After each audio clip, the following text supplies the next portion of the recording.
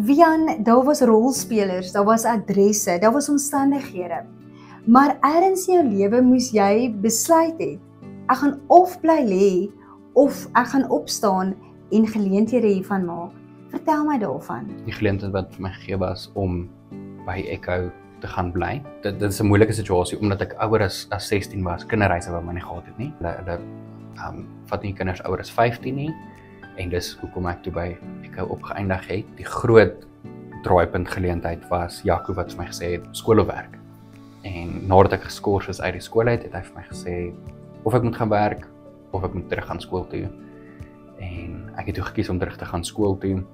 Die geleentheid wat Oosmoed vir my gegee het met my hele getuigskrif agter my by die skole en so aan, het was ook vir my 'n geleentheid wat ek aangryp het met al twee hande en ek het daar gematrikuleer. Die tannie het toe betaal vir my geleentheid gegee om te gaan studeer.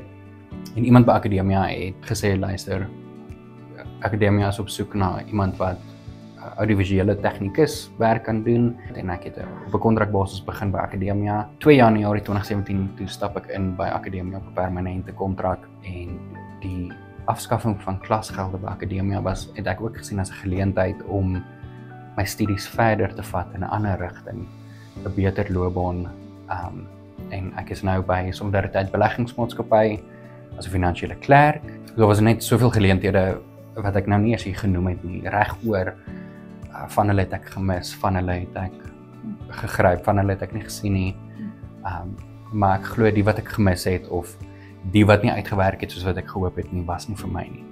Dit was nie deel van my plan nie, dit was nie deel van my roete nie. Om terug te val, moet jy vir jouself sê, maar ek kan nie. Ek kan nie terugval op dit nie, want dit is terug in my gemaksone en dan bly mens in daai siklus van gemaklik wees en mens kom nie daar uit en dit hou net aan en ek weet van mense wat teruggegaan het Echo toe en dan vra vir kos en vra vir geld en vra vir hulp en hulle het ook geleenthede gehad en hulle het nie noodwendig daai selfe geleenthede aangegryp nie. Ek het nou die dag vir een van die ouens wat saam in die huis was in die tronk gaan kuier.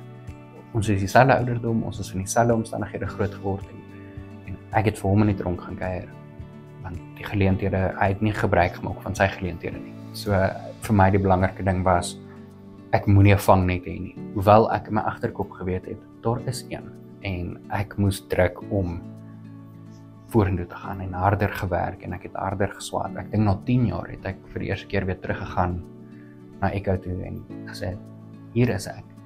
Ek is hier om vir julle te wys, ek is okay.